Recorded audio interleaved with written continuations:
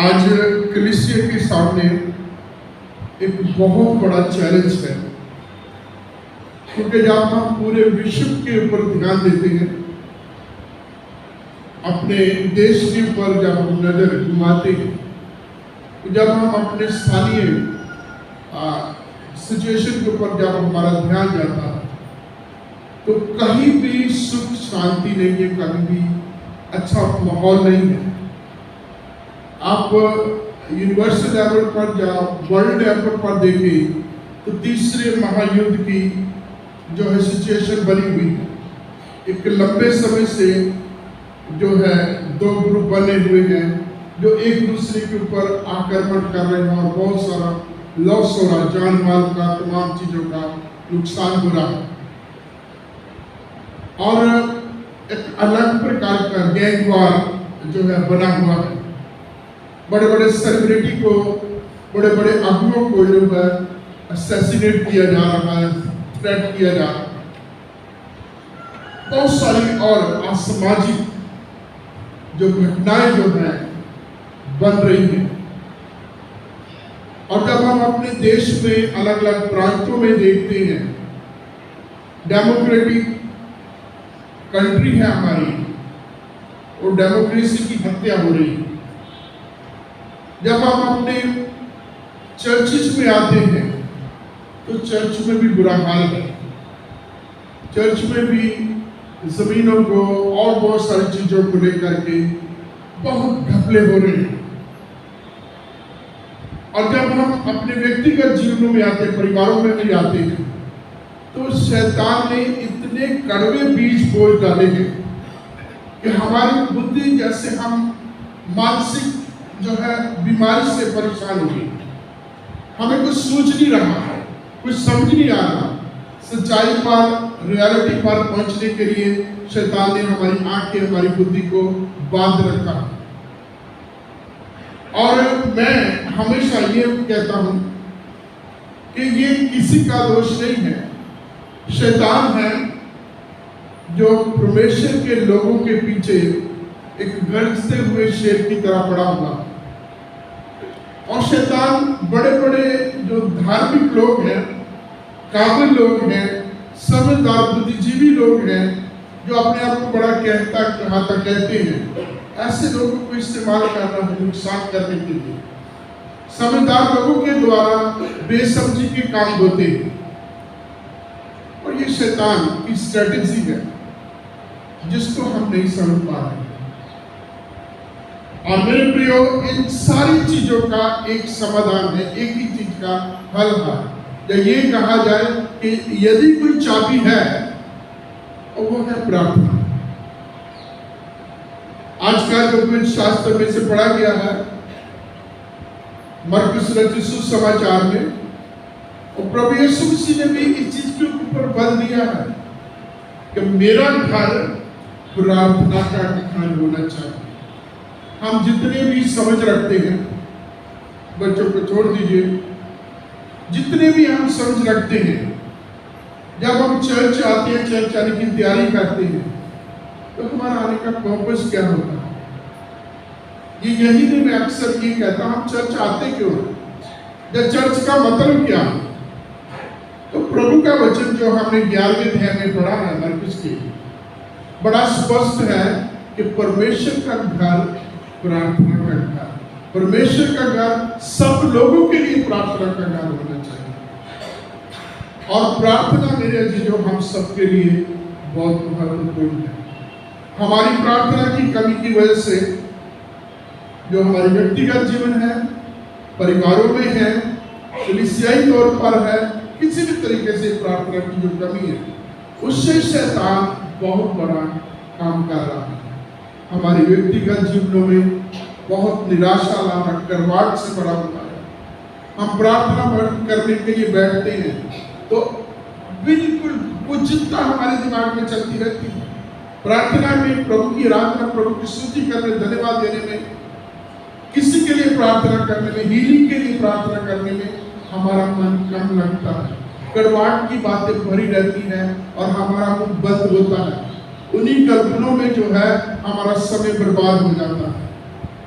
इसलिए ये बहुत जरूरी है हम अपना प्रभु के समर्पित करें। लूका के सुसमाचार में दो व्यक्तियों का उदाहरण दिया गया है। दोनों प्रभु के घर में प्रार्थना करने के लिए आते हैं। एक के बारे में लिखा है बड़ा धर्मी था और दूसरे के बारे में लिखा है जो चुंगी लेने वाला था। और जो धर्मी है वो अपने आप को नहीं परख रहा, अपने आप को नहीं जांच रहा, अपने अंदर नहीं झांक रहा, वो उस चुंगी लेने वाले की तरफ कह रहा, प्रभु तू जानता है मैं प्रार्थना करता हूँ, मैं कोई शास्त्र पढ़ता हूँ, मैं दशमांश देता हूँ, सारी जितनी भी अच्छी बातें कहता है। और सामने कहता मैं उस चुंगी लेने वाले की तरह अंधेर करने वाला नहीं। और मेरी अपनी व्यक्तिगत सोच है जिसमें मैं कायम हूं कि दूसरों की कमियां निकाल के हम अच्छे नहीं बन सकते, दूसरों की बुराइयां करके हम अच्छे नहीं बनते। देर सवेर से सच्चाई बाहर आती है और उससे भी ज्यादा परमेश्वर से हम कुछ नहीं छुपा सकते। इसलिए हमें दूसरों की ओर देखने की बजाय दूसरों को पढ़ने के बाद अपने आप को पढ़ अपने अंदर झांकने की जरूरत है, अपना आप देखने की जरूरत है। क्योंकि वचन में लिखा है वो जो धर्मी कह रहा था उसकी प्रार्थना नहीं सुनी गई, परंतु उस व्यक्ति की जिसने पश्चाताप किया, छाती पीटी, प्रभु के सामने अपने आप को रखा, हे प्रभु मुझे पापी पर दया कर। आज जरूरत है अपने पापों के, अपनी कमियों के लिए, अपने परिवार की कमियों के लिए, अपनी कलीसिया की कमियों के लिए, अपने समाज, अपने सोसाइटी की कमियों के लिए प्रभु से माफी मांगे, पश्चाताप करके उसके कदमों में आने की जरूरत है ताकि प्रभु हमारी प्रार्थना को सुने, प्रभु हम पर अनुग्रह करे। दूसरा इतिहास उसके 7वां अध्याय उसके 14 वचन में लिखा, यदि मेरी प्रजा के लोग जो मेरे कहलाते हैं दीन होकर के प्रार्थना करें, मेरे दर्शन के खोजी होकर अपनी बुरी चाल से फिरे, तो मैं स्वर्ग में से सुन के उनके पापों को माफ करूंगा, उनके देश को ज्यों का त्यों करूंगा। तो ये वचन सारे आप लोगों के बहुत पढ़े हुए हैं, सुने हुए हैं, इसके ऊपर वचन आप लोगों ने बहुत सुने हुए हैं, लेकिन जरूरत है। एक बार मैं धारीवाल जहाँ का मैं हूँ, वहाँ एक कन्वेंशन में मुझे जाने का मौका मिला और मेरे साथ मेथोडिस्ट चर्च के पास थे जॉर्ज मसीह, शायद आजकल फरीदाबाद में है। और वहाँ बात के चलती प्रीचिंग के बाद जब बैठे हुए थे कि आज प्रचार करने की, टेस्टमनी देने की, तरह तरह की और जो सेवा हम करते हैं उतनी जरूरत नहीं है जितनी कि अपनी जिंदगी के द्वारा मसीहियत को प्रकट करना। और जब हम बोलते हैं, जब हम एक दूसरे के साथ मिलते हैं, जब हम संगतियों में जाते हैं, जब हम किसी से बात करते हैं, किसी से विचार विमर्श करते हैं और हमारी बातों में प्रभु की बातें होनी है, हमारे कामों में प्रभु की बातें होनी है और हमें दूसरे को जांचने परखने से अपने आप को, क्योंकि मैं इस चीज से बिल्कुल कायल हूँ कि मैं दुनिया जहान के बहुत सारी गलतियां निकाल दूंगा, लेकिन अपनी गलती के बारे में कौन जिम्मेवारी लेगा। मुझे दुनिया की अच्छाई, दुनिया की बुराई पार नहीं लगाई। अगर मेरे को कुछ आशीष मिलनी है तो मेरी अपनी जिंदगी को सुधारने के लिए। तो वचन यही कहता है, यदि मेरी प्रजा के लोग जो मेरे कहलाते हैं दीन होकर के प्रार्थना करें, मेरे दर्शन के खोजी होकर के अपनी बुरी चाल से फिर करके प्रार्थना करें तो मैं उनकी प्रार्थना को सुनूंगा। तो आज हम अपनी इस कलीसिया के बीच में भी देखते हैं, अभी हम वेस्टी में निकल रहे थे तो हम वेस्टी में भी हमें प्रार्थना की बहुत जरूरत है। हम सबको प्रार्थना की बहुत जरूरत है, इसलिए हमें सामूहिक रीति से, पूरी कलीसिया को सामूहिक रीति से प्रार्थना में समय बिताने की जरूरत है। एक्टिविटी में जाने से ज्यादा हमें प्रार्थना में बैठने, प्रार्थना में पश्चाताप करने, प्रार्थना में प्रभु के दर्शन की खोज करने में, प्रार्थना में अपने आप को नम्र और दीन होकर के प्रभु के हाथ में समर्पण करने की हमें जरूरत है। और यदि हम इतना ओपन हार्ट, इतना नम्र दीन होकर के प्रभु के दर्शन, प्रभु के वचन, प्रभु के आत्मा में, उसकी सच्चाई में होकर के यदि हम अपने आप को नम्र और दीन करेंगे, प्रभु अनुग्रह करेंगे। और जब हम अपने आप को सख्त बनाए रखेंगे, करवाट में बनाए रखेंगे, अजीजों, हमारी प्रार्थना रुकी रहती है। ये पति पत्नी से स्टार्ट होता है और परिवार में आगे ये और जगहों पर भी बढ़ता जाता है। जब तक हमारे अपने एक दूसरे के साथ संबंध ठीक नहीं है, उसमें पति और पत्नी ने कहा है कि तुम्हारा मन मुटाव ना हो, कहीं ऐसा हो कि तुम्हारी प्रार्थना रुक जाए। तो आज हम सब के लिए, पूरे विश्व के लिए, अपने लिए और अपनी कलीसिया के लिए, अपने अगुओं के लिए, अपने बच्चों के लिए और अपने बड़ों के लिए प्रार्थना करने की बहुत आवश्यकता है। प्रार्थना करें, मेरी गुजारिश है हम सबसे प्रार्थना करें, क्योंकि शैतान तो नाश ही करेगा। अगर आप यूहन्ना 10:10वां वचन पढ़ेंगे तो बड़ा क्लियर है कि चोर इसलिए आता कि वो चोरी करे, हत्या करे, डकैती करे, उसका काम बिल्कुल स्पष्ट है। लेकिन प्रभु अनुग्रह करने के लिए, प्रभु जीवन देने के लिए आया। प्रभु मुझे और आपको अनंत काल के, बहुतायत के, कसम के जीवन की आशीष देने के लिए आया। लेकिन हम शैतान के पीछे लग के कहीं अपनी आशीषों से हम वंचित ना हो। इसलिए पहली बात, हमें अपने आप को नम्र करना, अपने आप को दीन करना, और यहीं से हम मार खा जाते हैं। ये जो नम्रता, दीनता हमारी जिंदगियों से खत्म हो जाती है, यहाँ आकर के हम मार खा जाते हैं। और प्रभु की जो पहली शिक्षा है, जब हम पहाड़ी देश देखते हैं, मत्ती उसके 5वें अध्याय के 3 वचन में प्रभु ने यही कहा, धन्य है वे जो मन के दीन। प्रभु की पहली शिक्षा दीन होना, नम्र होना।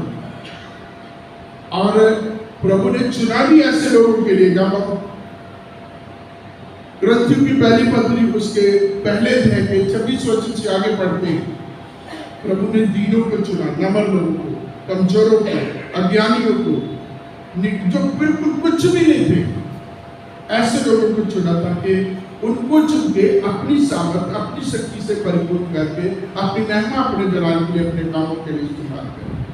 जब मरियम को चुना, मरियम ने परमेश्वर का धन्यवाद दिया कि उसने कंगालों को चुन लिया और धनवानों को खाली हाथ उसने वापस भेज दिया। नम्र होंगे, खाली करेंगे, तभी प्रभु अपनी महिमा से भरेगा। काना की शादी में हम आते हैं, यूहन्ना 2 अध्याय में, वहां दाखरस खत्म हो गया है, पीने की वस्तु खत्म हो जाती है, खाली होगी ना मटकी।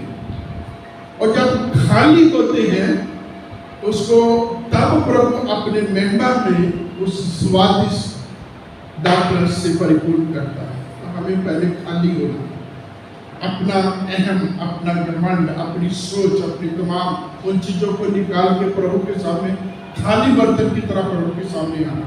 फिर प्रभु अपनी महिमा में, अपनी उत्तम आशीष से हम सबको परिपूर्ण करेगा। पहली चीज, हमें नम्र होना है, दीन होना है प्रभु के सामने।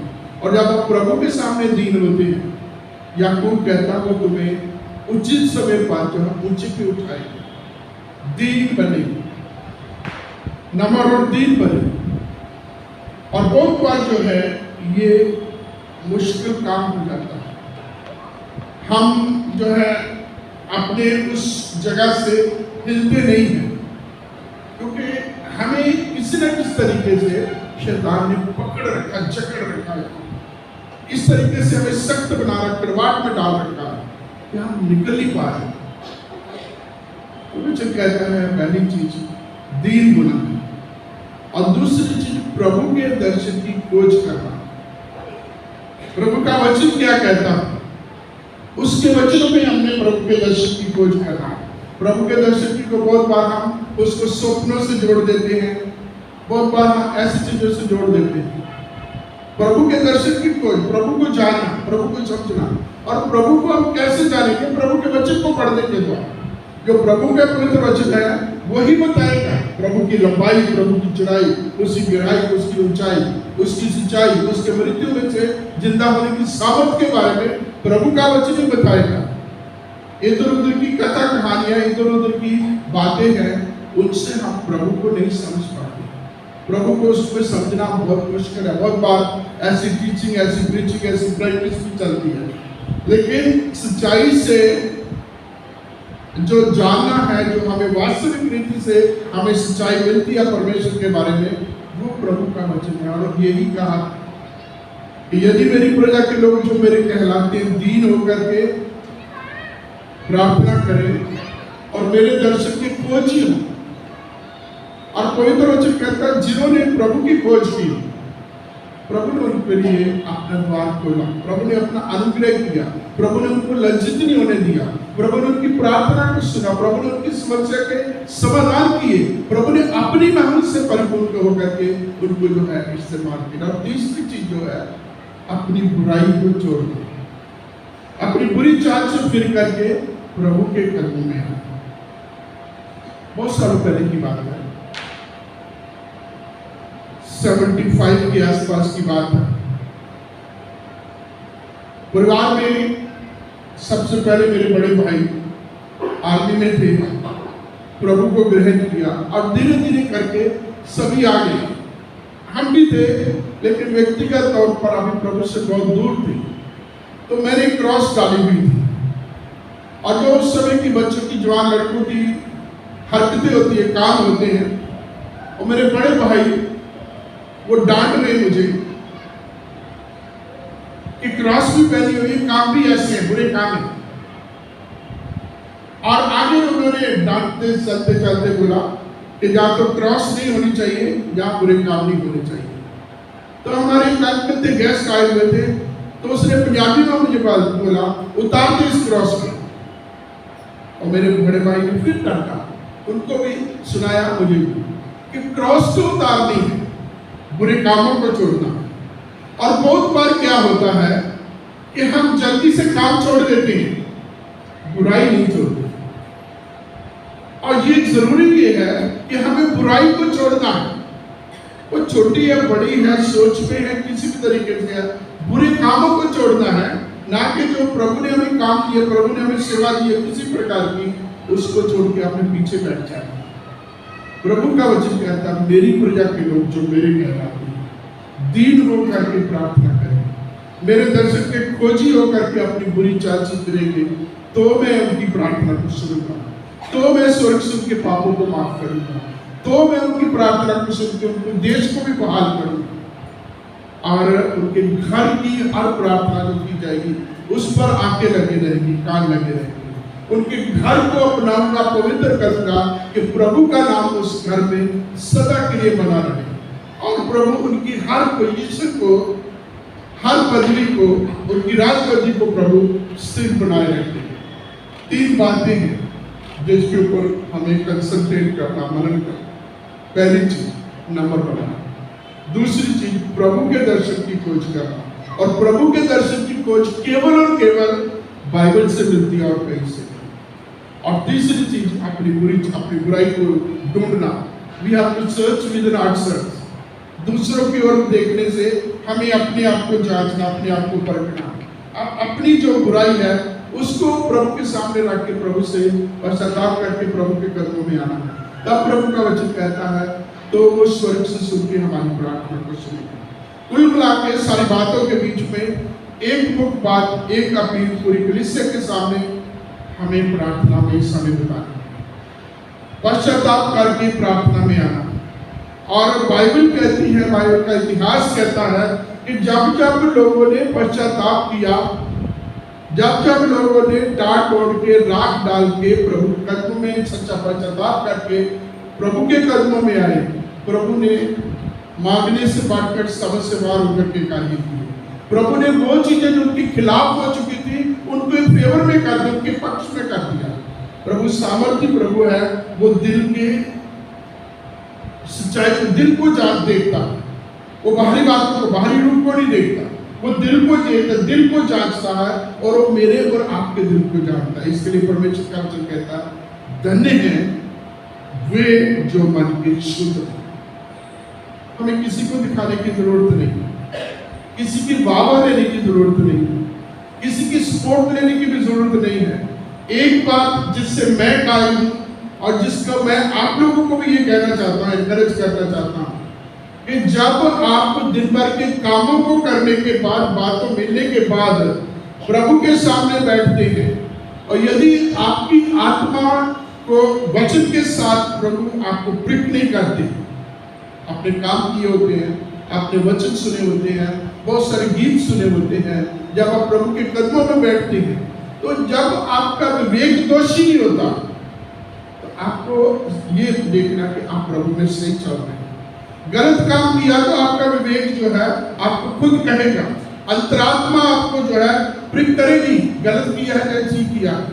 अगर आपका विवेक शुद्ध है, मन शुद्ध है, काम शुद्ध है, तो दुनिया जो मर्जी करे, फिर प्रभु आपके साथ है, तो कोई आपका विरोध नहीं कर सकता। इस अपील के साथ मैं सबको एनकरेज करना चाहता हूँ, आज के दिन में हम सबको हमारे कामों को, हमारे कलीसिया को, हमारे बच्चों को आगे बढ़ाने के लिए प्रार्थना की बहुत जरूरत है। हमारे बच्चों की कामयाबी के लिए हमें प्रार्थना की बहुत जरूरत है। हमारे बच्चों के फेलियर से बच्चों को बचाने के लिए, गलत आदतों में बच्चे जो पड़े, हमारे नहीं और भी बहुत सारे हैं।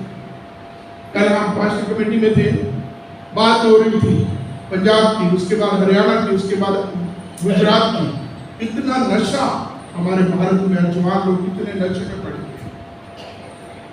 और ऐसे हमारे व्यक्तिगत परिवारों में बहुत सारे ऐसे लोग हैं जो नशों ने जिनको बर्बाद कर रखा। मेरे परिवार में भी, मेरे अपने और परिवार में भी एक ऐसा लड़का है जो कभी बहुत ताकत वाला था, सुंदर था, नशों में पड़ करके आज वो लकड़ी बना हुआ है।